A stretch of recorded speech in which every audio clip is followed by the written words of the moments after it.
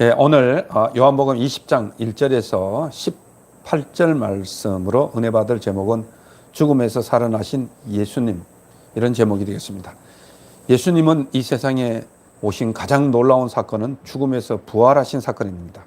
그래서 주님은 나는 부활이요 생명이니 나를 믿는 자는 죽어도 살겠고 살아서 나를 믿는 자는 영원히 죽지 아니하리라고 말씀하신 것입니다. 이것은 우리가 예수님이 이 땅에 오셔서 나의 죄를 위하여 십자가를 지시고 죽으셨습니다. 그리고 나를 위해서 다시 부활하신 것입니다. 그래서 이 사실을 자신이 믿을 때에 바로 적용되는 아주 중요한 사건인 것입니다. 그래서 이 시간에는 예수님이 죽음에서 부활하신 사건을 조명해 드릴 때에 많은 은혜가 있기를 바랍니다. 오늘 본문 봅니다. 안식 후 첫날 일찍이 아직 어두울 때 막달라 마리아가 간 곳은 어디입니까? 1절을 보면 막달라 마리아는 예수님이 죽은 후에 정말 이른 새벽 동트기 전에 예수님의 무덤에 갔습니다.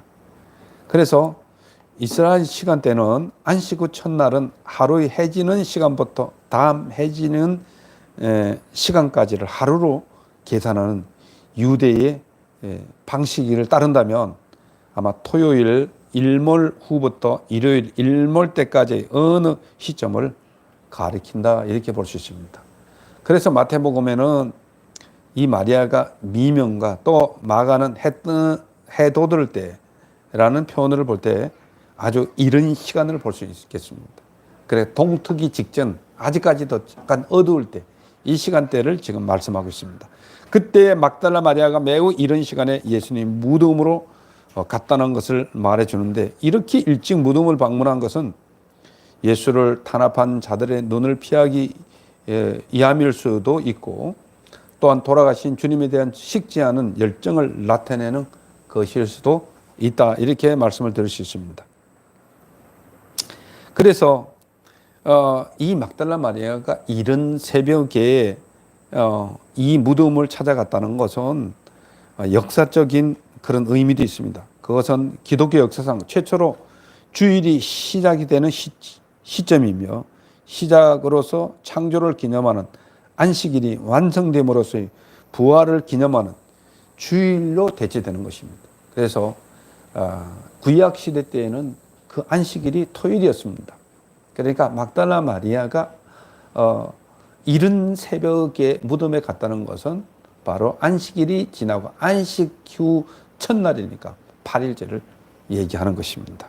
그래서 오늘날 우리가 안식일을 토요일로 지키는 것이 아니라 우리는 이제 8일째 되는 주일을 지키는 것입니다. 네, 그렇게 이해를 하면 되겠습니다. 그래서 막달라 마리아는 한때 7 귀신에 들려 고통받다가 예수께 고침을 받은 이후 예수를 따르며 비사하였던, 그러니까 몰래 주님을 따르던 여제자였을 그런 인물인데, 갈릴리에서 예루살렘까지 예수를 따르며 수종 들었고, 예수께서 십자가에 운명할 때까지도 끝까지 남아 있었던 것들을 보면 얼마나 그가 나타나지는 않았지만 헌신적인 사람인지를 말해주고 있죠.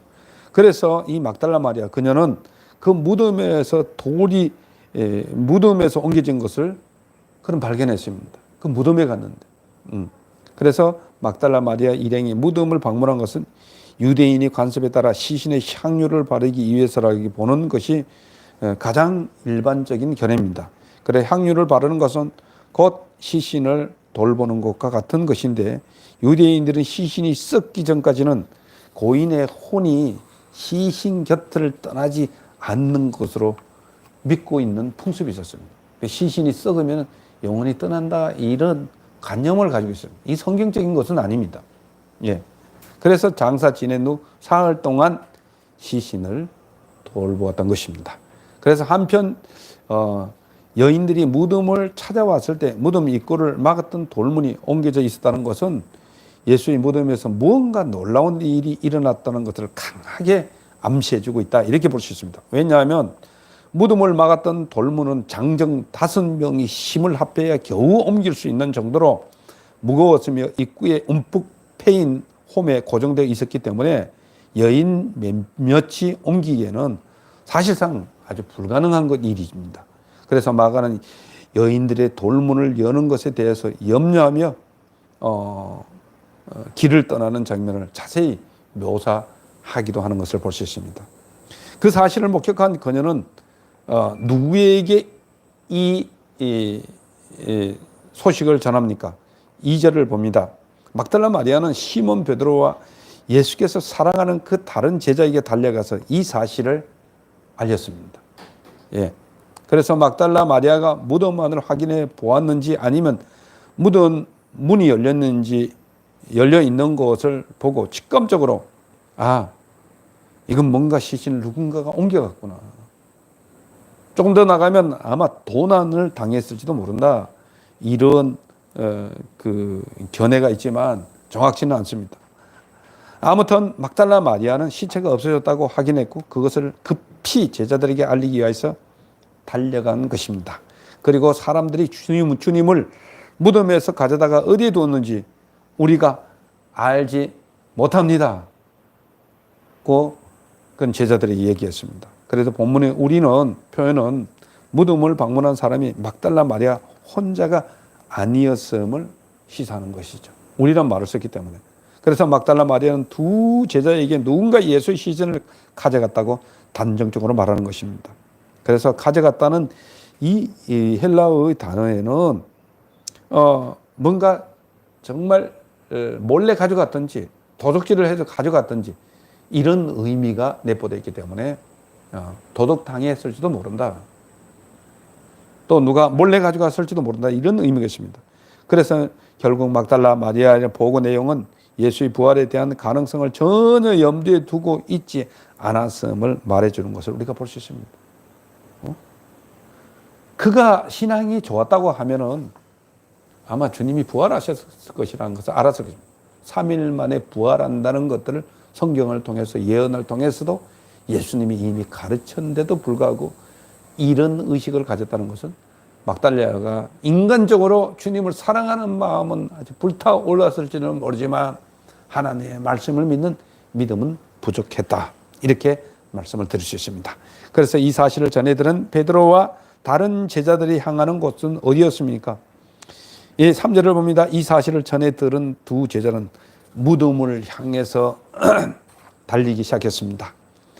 아마 이들도 막달라 마리아의 생각대로 누군가가 예수의 시신을 훔쳐갔다고 생각했고 그것을 확인해 보고자 했던 것은 틀림이 없는 것 같습니다. 그래서 제자들이 이렇게 즉각적인 반응을 보이고 있는 것은 예수님이 시신이 없어진 것이 제자들에게 전혀 금시초문의 뜻밖의 사건이었다는 것을 알 수 있는 그런 느낌을 여기서 우리가 주고 있습니다.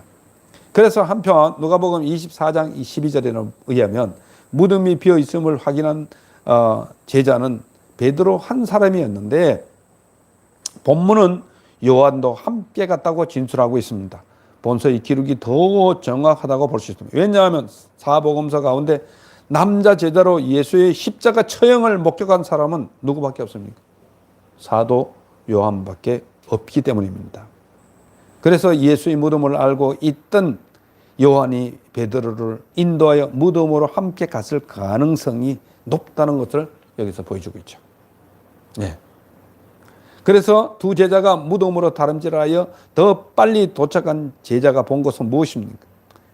더 빨리 도착한 제자는 사도 요한이었을 것입니다. 5절을 봅니다. 둘이 같이 달려갔는데 다른 제자가 베드로보다 더 빨리 달려가 무덤에 도착했다는 것입니다.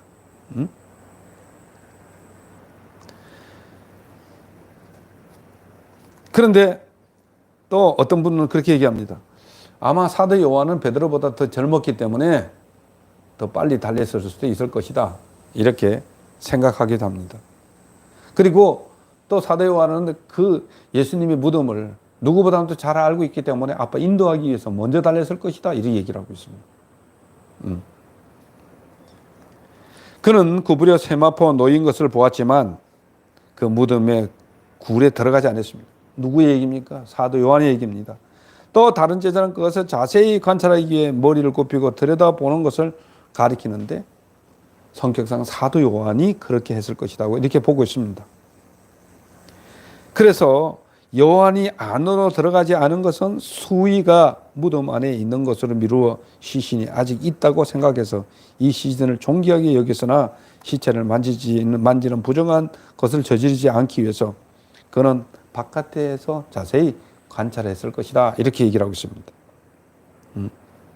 그래서 우리가 세마포 하면은 우리로 얘기하면 시신을 감싸는 삼배 같은 것을 얘기하는 것입니다. 그렇게 이해를 하면 되겠습니다. 그러나 시몬 베드로는 뒤따라 무덤에 들어갔습니다. 그러니까 무엇을 보았습니까? 6절 7절을 봅니다. 그러나 베드로는 뒤따라와서 무덤에 들어갔습니다. 베드로의 행동은 그의 성격대로 거침없이 단숨에 무덤 안으로 들어가는 형태를 나타내고 있습니다. 앞절과 본절에는 무덤 안에 세마포가 있었다는 것이 거듭 확인되고 있었습니다.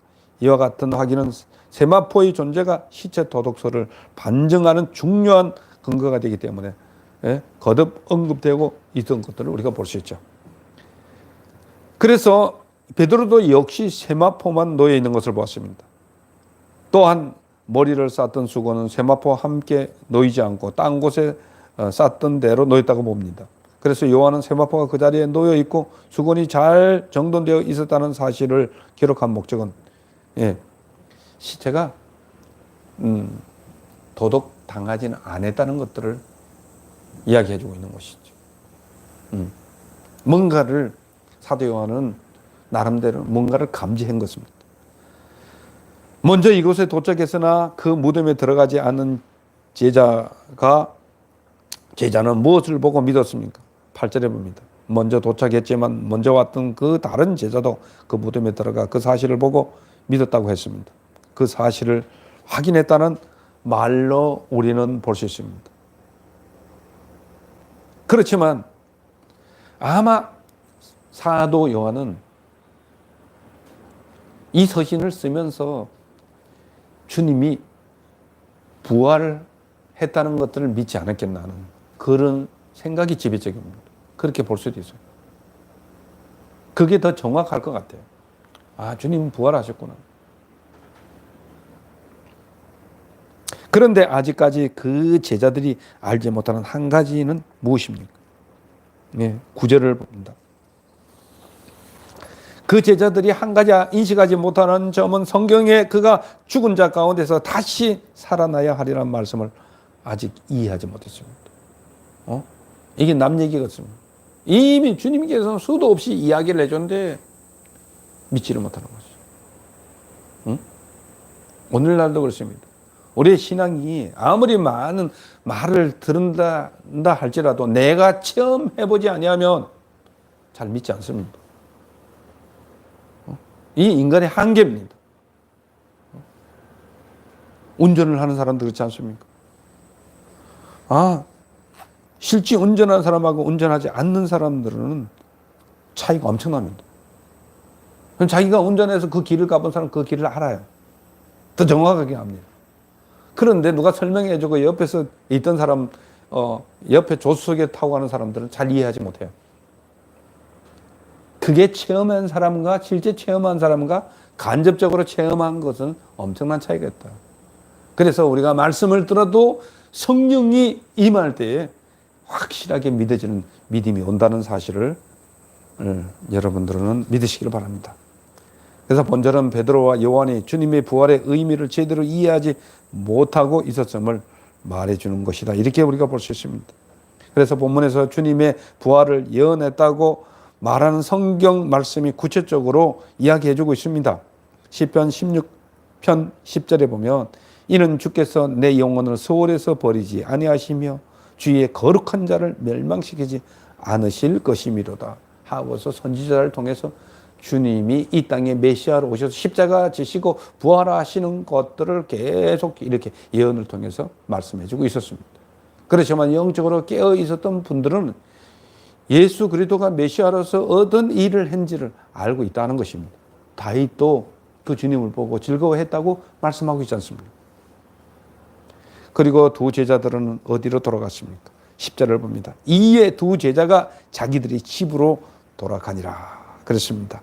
이러한 사실만 목격한 채 두 제자는 자기들이 집으로 돌아갔다고 하는데 요한과 베드로는 각각 자기 집으로 간 것이 아니라 공동의 숙소로 돌아간 것으로 봄이 타당하다. 왜냐하면 공동 번역에서 그렇게 했어요. 자기 집으로 돌아간 게 아니라 공동 숙소로 돌아갔다고 아예 그렇게 번역을 하고 있습니다.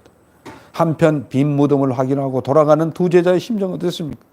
아마 요한의 경우는 주님의 부활에 대한 어느 정도의 기대감을 갖고 있었을 것이 아닐까는 생각을 할 수 있고, 또한 베드로는 다소 좀 정말 신기하다, 기이한 생각을 가지고 골똘히 생각하면서 돌아갔을 것이다 하는 생각도 한번 해봅니다. 제일 먼저 무덤에 달려와 무덤에 돌이 굴려진 것을 제자들에게 알린 마리아가 무덤 밖에서의 모습은 어땠습니까? 어디를 보고 있었습니까? 11절을 봅니다. 마리아는 무덤 밖에서 울고 있었습니다. 아마 이 사실을 제자들에게 알리고 아마 뒤따라온 것 같아요. 그죠? 갔다가 다시 한번 여자들이 걸음이 좀 늦으니까. 그래서 그 무덤에 와서 울고 있습니다. 제자들은 돌아오고. 두 제자는 막달라 마리아만 혼자만 남아있게 하고 예수님의 시신이 없어진 것을 마리아는 애통해 하고 있었습니다.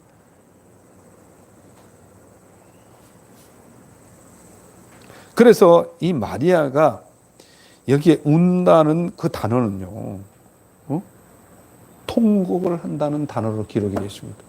그냥 우는 것이 그냥 질질 우는 것이 아니라 그냥 대성통곡을 하고 울었다고 얘기를 하고 있습니다.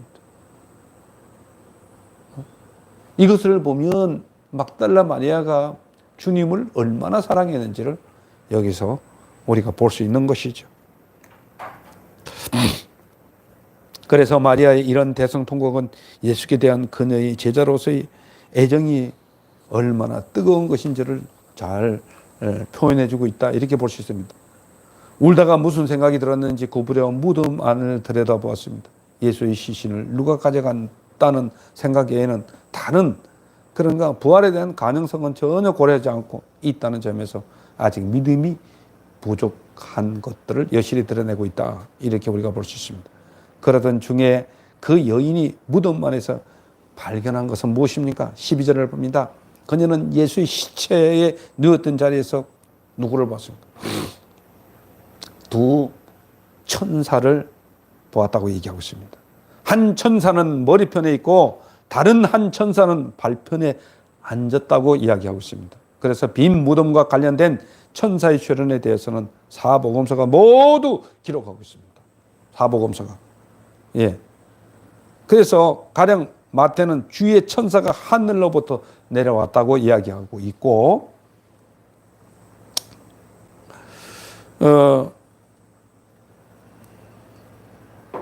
또 천사의 숫자는 하나인 것처럼 기록하고 있습니다. 또 마가는 흰옷을 입은 한 청년으로 이야기하고 있습니다. 누가는 찬란한 옷 입은 두 사람으로 묘사하고 있습니다.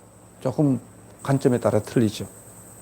이와 같은 천사에 대한 묘사를 비교해 보면 천사가 흰 색깔의 옷과 관련하여 있고 광채가 난다는 점에서 공통적인 부분이 있고 숫자에 관해서는 약간의 차이가 있었음을 보여주고 있는 것이죠. 그리고 천사들을 통하여 들려오는 말은 무엇이었습니까? 예, 13절을 봅니다. 그 천사는 그 막달라 마리아에게 어떤 질문을 하고 있습니까? 여자여 어찌하여 우느냐? 왜 우느냐는 것입니다. 왜 여기서 우느냐? 천사가 얘기해 주고 있습니다. 그래서 마리아는 슬픔에 찬 울음이 어찌나 처절한 것인지 천사들조차 그것을 일차적인 관심으로 삼고 있는 것을 우리가 볼 수 있습니다. 그래서 마리아가 이렇게 슬픈 눈물을 흘리며 울고 있는 것은 바로 3일 전에 사랑하는 주님이 처형당하는 장면을 목격한 슬픔에 무덤 속에 시신마다 없어진 것에 대한 놀라움이 가득했기 때문일 것입니다.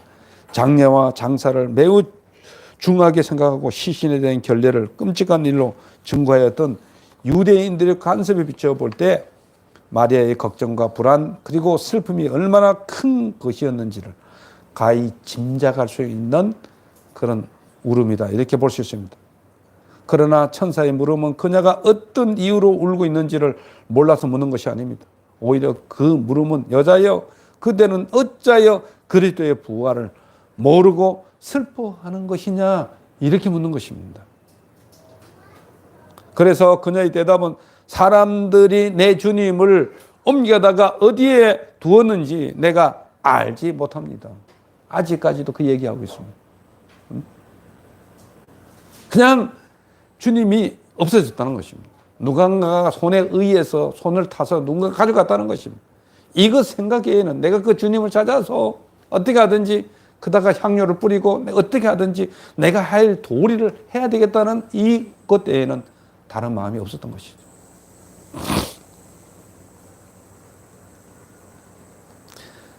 천사에게 이러한 말을 하고 뒤로 돌이켜 본 것은 무엇입니까?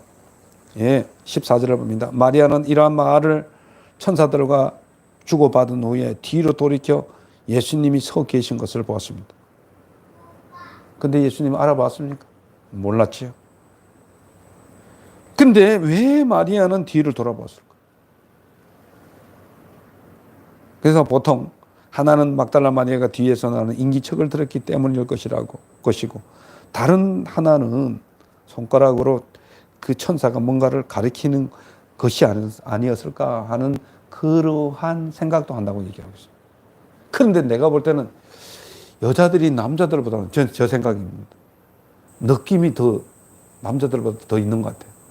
뭔가를 낌새를 빨리 알아채는 것은 여자들이 남자보다 더 탁월한 것 같아요. 아마 뭔가가 뒤에서 느껴지는 부분이 있지 않았을까 그런 생각을 한번 해봅니다. 그러나 마리아는 주님이신 줄을 몰랐습니다. 왜 마리아는 그 예수님을 알아보지 못했다고 생각하십니까? 막달라 마리아의 눈에는 멈추지 않고 계속 흘러내리는 눈물이 시야를 가려서 그럴까요? 그보다 부활하신 주님의 몸이 신령한 몸으로 변형되었기 때문이라고 여러분들 생각하십니까? 어떤 것이 맞다고 생각하십니까? 뭐 다 일리 있다고 봅니다. 눈물이 앞을 가리면 주님을 확실히 모를 수도 있고 그것이 인간적인 생각입니다. 제가 볼 때는 아마 부활하신 주님의 모습이 변형되지 않았을까. 그것이 더 타당할 것 같습니다.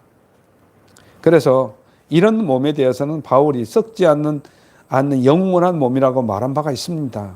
이 견해가 타당하고 여겨지는 것은 부활하신 주님을 몰라본 막달라 마리아 혼자만이 아니었습니다. 엠마오로 가는 두 제자도 변형되신 예수님을 몰랐습니다.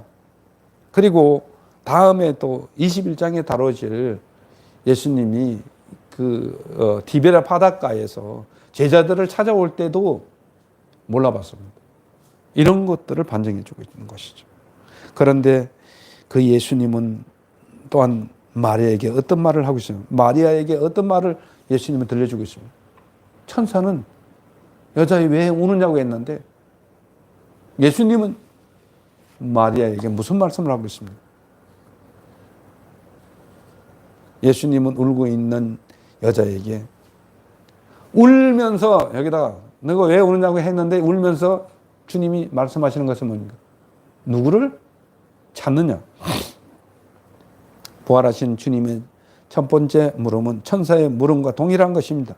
만약 막달라 마리아가 침착한 마음으로 생전에 주님의 말씀을 기억하고 있었다면 두 번째 질문을 받았을 때 질문이 뜻하는 바를 알아챌 수 있었을 것입니다. 유감스럽게도 그녀의 마음은 걱정과 조급함 그리고 당황과 슬픔으로만 가득 사로잡혀져 있습니다. 그래서 마리아는 살아있는 자, 곧 부활하신 주님을 기다렸어야 했음에도 불구하고 여전히 죽은 시신을 찾고 있었던 것을 우리가 볼 수 있습니다. 우리가 이 예수를 믿는다는 것은 고정관념에 절대 묶여져 있어서는 안 됩니다. 우리의 느낌을 따라가도 안 됩니다. 이건 신앙이 아니에요. 하나님의 말씀을 쫓아가야 됩니다. 이게 믿음이에요. 하나님이 우리에게 약속하신 말씀이 엄청나게 많습니다. 그 말씀을 우리가 묵상할 때 주님을 만날 수 있습니다.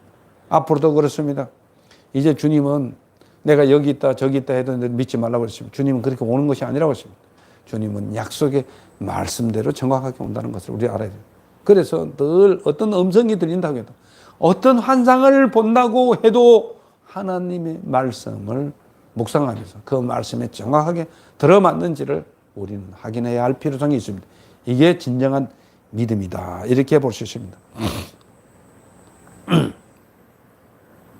그래서 마리아는 대화하고 있는 이 예수님을 동산지기인 줄 알고 주여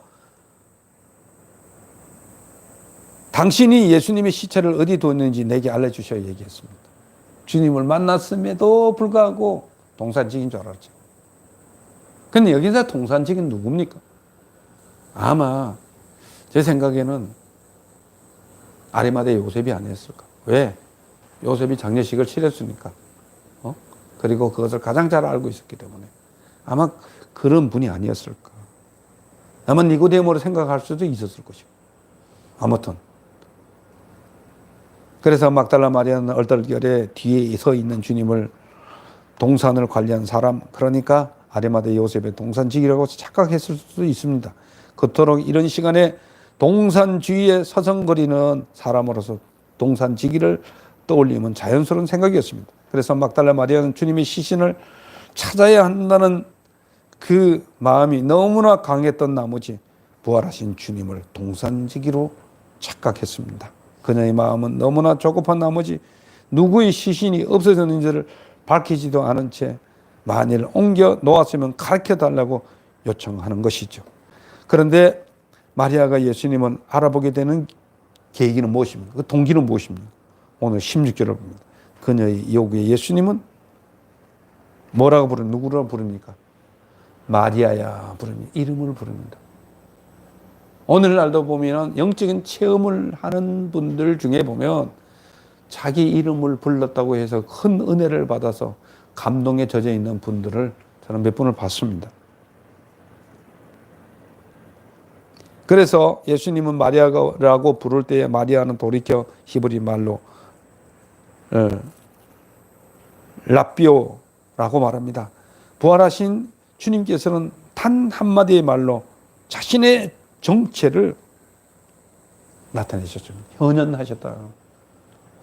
자기 자신을 나타내셨습니다. 오늘날도 그렇습니다. 볼지어다 내가 문 밖에 서서 문을 두드리는 누구든지 내 음성을 듣고 문을 열면 나는 그에게로 들어가서 먹고 그는 나로 더불어 먹으리라. 오늘도 우리의 마음을 두드리십니다. 우리가 그 부활하신 주님을 만나고자 한다면 그 주님을 만날 수 있습니다.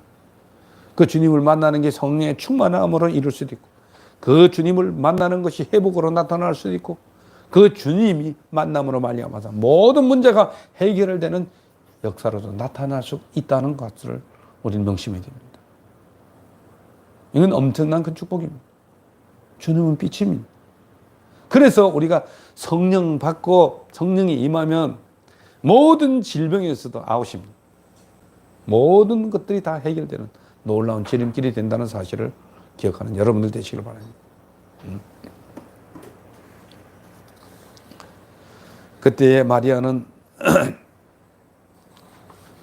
이제 주님이 부활하신 주님인 것들을 알아봅니다. 마리아가 부활하신 주님을 제대로 인식하였다고 보아 나의 친애하는 주 뜻으로 견해를 우리가 나타내고 있습니다. 그 부르는 같은 라비오라도 해도 정말 주님을 사랑하는 바라보는 느낌이 다른 것입니다. 전에는 주님을 불렀던 마음이 부활하신 주님을 만났을 때는 이거는 영적인 신앙 고백을 얘기하고 있는 것입니다. 우리가 보면 인간적으로 사랑합니다, 사랑합니다 하는 거하고 정말 너무 감동이스러워서 너무 감동이 돼서 너무너무 사랑스러워서 하는 호언은 다릅니다. 녹음을 해놓으면 같은지는 모르지만 전달되는 건 다른 것입니다. 바로 막달라 마리아는 주님을 만나서 라비오 하는 것은 정말 너무너무 사랑하는 주님, 뭐 이런 뜻이 될 수가 있다고 봅니다. 하여튼 마리아는 순간적으로 기쁨에 넘쳐서 주님을 향해서 달려들었을 것입니다. 그래서 마리아가 주님을 알아보는 눈이 열려지다 예수님이 이제 달려오는 그에게 뭐라고 얘기를 하고 있습니까? 17절을 봅니다. 마리아가 손을 뻗어 주님을 만지려 하자 예수님은 나를 붙들지 말라. 내가 아직 아버지께로 올라가지 아니하노라. 내 형제들에게 가서 말하라. 내가 아버지 곧 너희 하나님 곧 너희 아버지 하나님께로 올라간다라고 말씀하셨습니다. 그래서 예수님은 이 마리아에게 나를 만지지 말라는 말은 이미 진행되고 있는 행동을 중지시키는 것인지 아니면 거의 행동화되기 직전의 상태에서 중지시키는 것인지는 분명치 않습니다.